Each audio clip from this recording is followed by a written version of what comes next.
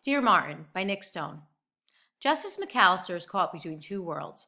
The world of his prestigious private school, where he is fourth in his class, and the poor neighborhood in which he grew up. Justice has always been aware of how different these two realities are, one predominantly white, one black, not to mention the economic inequalities.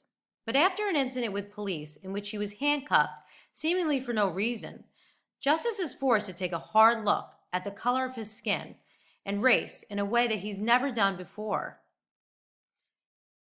Dr. Martin Luther King Jr. is his hero. So, Justice embarks on a personal experiment of sorts, in which he writes letters to the deceased Dr. Martin Luther King. He imagines, what would Martin do?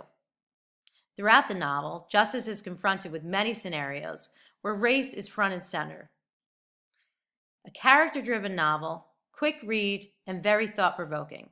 If you like The Hate U Give, you'll like Dear Martin. Check it out on our Magic Wall and Access 360 platform, which you can find on our website. Take care.